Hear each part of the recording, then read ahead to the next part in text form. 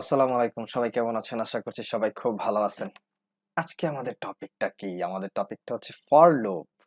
এর আগে আমরা লুপ সম্পর্কে কিছুটা জানার চেষ্টা করেছি। লুপ আসলে কিভাবে কাজ করে। সো আজকে আমরা দেখব ফর লুপ কিভাবে কাজ করে এবং এই ফর লুপের সাহায্যে আমরা বেশ কিছু প্রোগ্রাম করে দেখার চেষ্টা করব। ফার্স্টে আমরা একটা গ্রাফের মাধ্যমে বুঝে নিই ফর লুপটা কিভাবে কাজ করে। প্রথমত আমরা ফর লুপের মধ্যে অর্থাৎ আমরা যেকোনো আইটেম কি করব? দিব। অর্থাৎ আমরা একটা ভেরিয়েবল নিব, ভেরিয়েবলের মধ্যে আমরা যে কোনো আইটেম রাখবো। সেই আইটেমটা কি করবে? লুপ বডিতে ঢুকবে। যতক্ষণ না পর্যন্ত লুপ না শেষ হচ্ছে ততক্ষণ পর্যন্ত সে পুনরায় আবার আইটেমের কাছে চলে যাবে।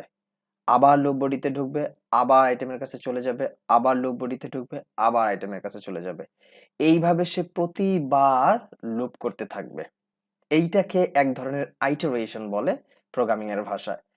যখন ওই আইটেমের সবগুলো আইটেম শেষ হয়ে যাবে, if no item is left in the sequence, অর্থাৎ ওই সিকোয়েন্সে যখন কোনো আইটেম থাকবে না, ঠিক তখনই লুপ শেষ হয়ে যাবে এবং সাথে সাথে সেটা লুপ থেকে বেরিয়ে যাবে। এটাই হচ্ছে মূলত ফর লুপের কাজ। সো আমরা কোড এডিটর রিপল.it তে গিয়ে কয়েকটা প্রোগ্রাম করার মাধ্যমে সেটা আরো ভালোভাবে বোঝার চেষ্টা করব। সো আমরা চলে আসলাম রিপল.it। সো ফার্স্টে আমরা একটা ফর লুপ নিচ্ছি এবং সেখানে আইটেম নামে একটা ভেরিয়েবল নিচ্ছি এবং ইন হচ্ছে ফর লুপের একটা কিওয়ার্ড।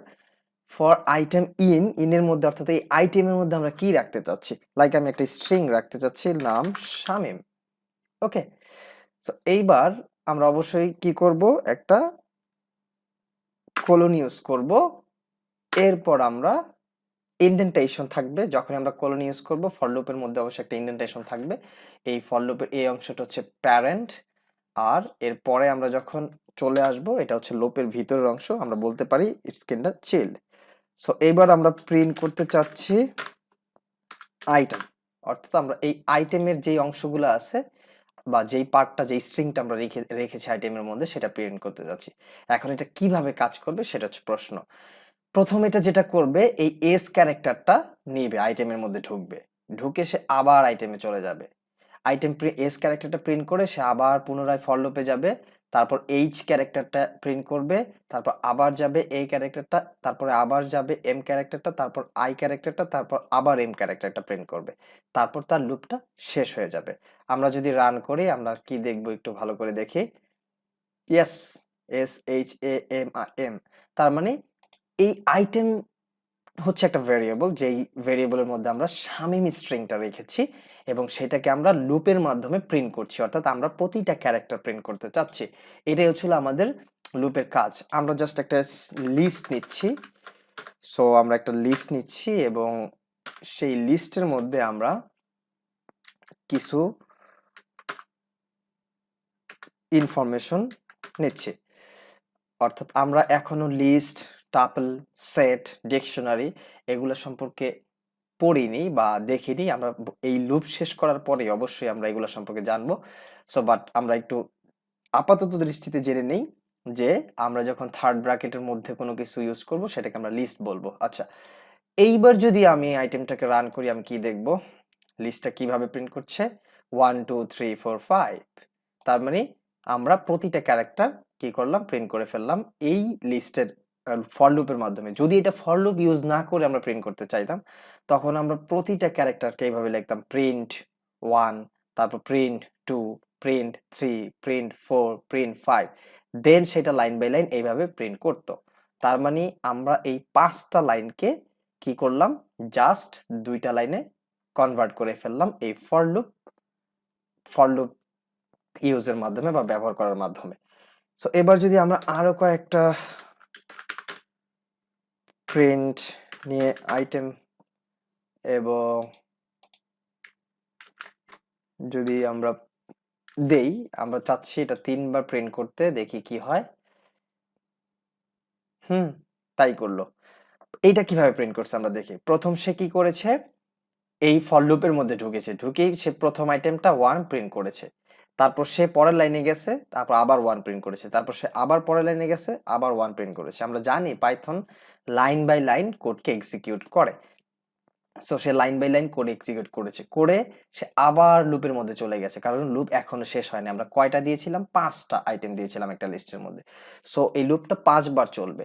সো আবার সে লুপের মধ্যে চলে গেছে, দেখলো 2 2 3 2, আবার 2 আবার 2, তারপর আবার সে লুপে চলে গেছে 3, ফার্স্টে প্রিন্ট করেছে 3, পরের লাইনে গেল আবার 3 প্রিন্ট করেছে, পরের লাইনে আবার 3 প্রিন্ট করেছে, আবার সে লুপে চলে গেছে 4, পরের লাইনে 4, পরের লাইনে 4, আবার সে লুপে চলে গেছে 5, পরের লাইনে 5, পরের লাইনে 5, তারপর আবার সে লুপে যায় দেখছে আর কিছু নাই, সে লুপ থেকে বের হয়ে গেছে। এবার যদি আমরা লুপের বাইরে একটা জিনিস প্রিন্ট করতাম, আমরা কি দেখতাম? Like high Shamim. সো যদি আমরা লুপের বাইরে এরকম প্রিন্ট করতাম শামিম হোয়াটসঅ্যাপ, তখন কি হতো? আমরা দেখতাম এটা সম্পূর্ণ লুপের বাইরে গিয়ে প্রিন্ট করেছে, কারণ এই অংশটা লুপের অংশ না। সো এটা যেহেতু লুপের অংশ না, কিভাবে আমরা বুঝলাম? কারণ হচ্ছে এখানে কোনো ইন্ডেন্টেশন ইউজ হয় নাই, দ্যাটস ওয়াই এটা লুপের অংশ না, বাট এই অংশটা লুপের অংশ। এইখানে যদি আমরা লাইক লুপের মধ্যে যে আইটেম ছিল সেটা প্রিন্ট করতে চাইতাম, তখন কি কি ঘটতো দেখি একটু। আইটেম রান, ইয়া 3 1 3 2 3 3 3 4 বাট 4 5, অর্থাৎ এইখানে সবগুলাই ঠিক ছিল, কিন্তু লুপ থেকে বের হয়ে যাওয়ার পর যখন প্রিন্ট আইটেম প্রিন্ট করলো, তখন সে কি করলো? একসাথে সবগুলা, এখানে কয়টা আইটেম আছে? টোটাল 5টা আইটেম আছে, সে 5টা একসাথে প্রিন্ট করে দিল। এই জিনিসটা আমরা আরো ক্লিয়ার হব আরো একটা উদাহরণের মাধ্যমে, সেটা আমরা শেষে দেখব। এখন আমরা আরেকটা জিনিস দেখতে পারি এখানে, সেটা হচ্ছে নেস্টেড ফর লুপ।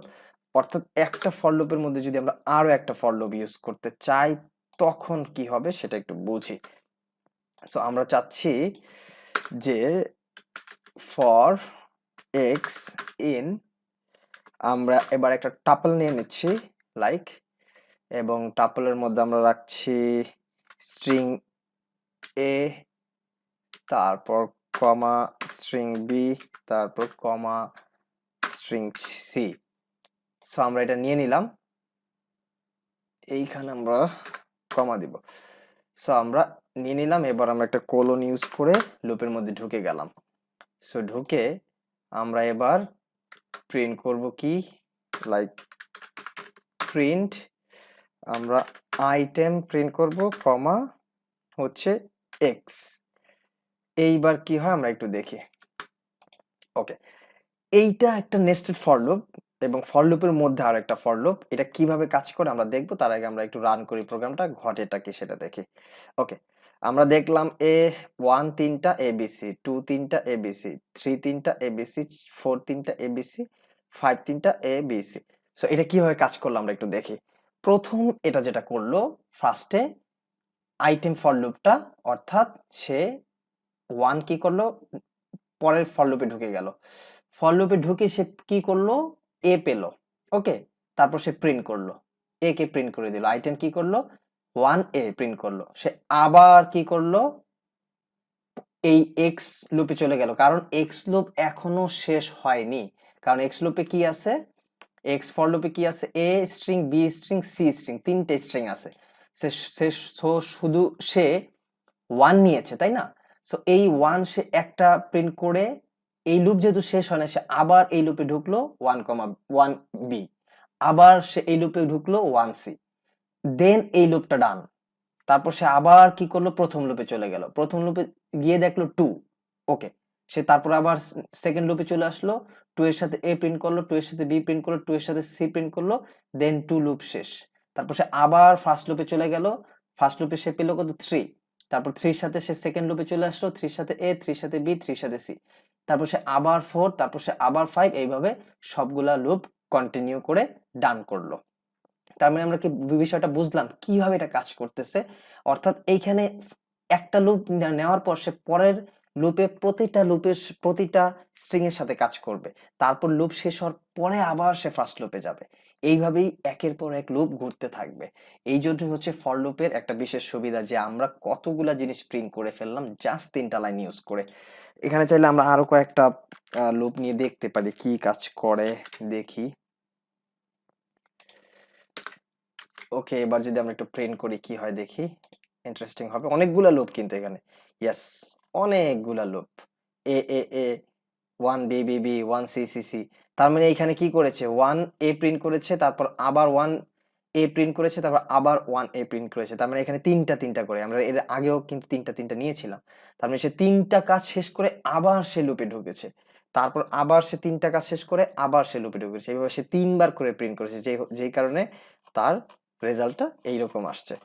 সো আমরা বিষয়টা একটু ক্লিয়ার হয়েছে লুপটা আসলে কিভাবে কাজ করতেছে। এরপরে যখন আমরা আইটারেশন নিয়ে পড়বো বা জানবো, তখন আমরা দেখবো আরো ক্লিয়ার হবো লুপ আরো কিভাবে কাজ করে। লুপ খুবই ইম্পর্টেন্ট, লুপ না বুঝতে পারলে আমরা অনেক কাজ শর্টে করতে পারবো না।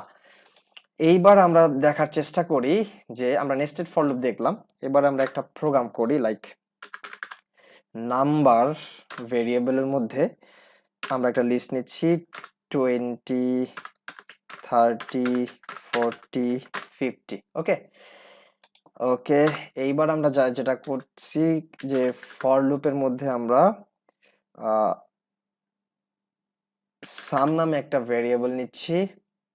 ওকে, সাম ভেরিয়েবলটা আমরা পরে নেই, এক্স নামে একটা ভেরিয়েবল নিচ্ছি, তারপর আমরা নাম্বারটা এক্স ভেরিয়েবলে রাখছি।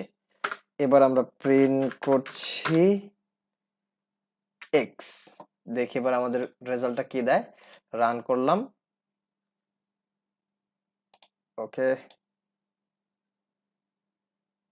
ওকে, আমাদের এটা একটু প্রবলেম হয়েছে, আবার দিয়ে রান করি। ইয়েস, 20, 30, 40, 50। সো আমরা যেভাবে চেয়েছি সেভাবেই কাজ করলো। আমরা এবার এটাকে যোগ করতে চাচ্ছি। সাম যোগ করার কারণে ফার্স্টে আমরা সাম ভেরিয়েবলে কি করলাম, 0 অ্যাসাইন করে নিলাম। এবার এইটাকে আমরা সাম ভেরিয়েবলের মধ্যে রেখে দিলাম নাম্বারটাকে, এবং আমরা একটা কন্ডিশন দিয়ে দিচ্ছি, sum equal sum plus x. Okay, sum equal sum plus x. এইবার আমরা যেটা করব সেটা হচ্ছে আমরা রান করে দেখব যে এটা কিভাবে কাজ করে। আমরা সামটাকে প্রিন্ট করে দিচ্ছি, সাম প্লাস সাম। ওকে, নো প্রবলেম। যদি আমরা এবার 100, ওকে নো প্রবলেম, আমরা এখানে সামটাকে এক্স ভেরিয়েবল দিয়ে দিই, তাহলে সেটা আরো বেটার হবে। সাউন্ডস গুড, এটা শুনতে খুব ভালো দেখায়। ওকে, এবার আমরা কি করলাম, ফর লুপের মধ্যে এক্স ভেরিয়েবলটা নিলাম এবং সেখানে নাম্বারকে ইনপুট করলাম, এবং ফার্স্টে আমরা কি করেছিলাম, সাম ভেরিয়েবলের মধ্যে 0 অ্যাসাইন করেছিলাম। এটা কেন করেছি আমরা এরপরে আরো জানতে পারবো, যে ফার্স্টে কেন আমাদের 0 অ্যাসাইন করে নেওয়া লাগলো এই যোগের ক্ষেত্রে, সেটা আমরা সামনে দেখব। এখন প্রশ্ন হচ্ছে যে আমরা একটু লুপটা খেয়াল করি। প্রথম সে কি করলো, সাম নাম্বারটা কি করলো, এক্স ভেরিয়েবলে গেল, আমরা সাম সমান সমান সমান কি লিখলাম, সাম প্লাস এক্স। তো প্রথম সাম সমান সমান কত, 0, এটা আমরা ধরে নিয়েছিলাম তাই না। সো 0, তাহলে তার প্রথম সামে কি হবে, 0 প্লাস 20, তাই না, ফার্স্টেরটা ঢুকবে 20, তার মানে সে প্রথম পেয়ে গেল 20, তাই তো, 20। ওকে, তারপরে সে কি করবে, চলে যাবে নেক্সট, নেক্সট কি করবে সেটা হচ্ছে 30। তার মানে প্রথম সামে কি ছিল, 20 প্লাস এক্স ভেরিয়েবল কত, পরেরটা ঢুকবে 30, 30 আর 20 কত, 30 আর 20 হচ্ছে 20 আর 30 হচ্ছে 50, 50 তাই না। তারপরে সে কি করবে, আবার চলে আসবে সাম। ওকে, আমাদের কি প্রবলেম হয়েছে, আমরা একটু আবার দেই।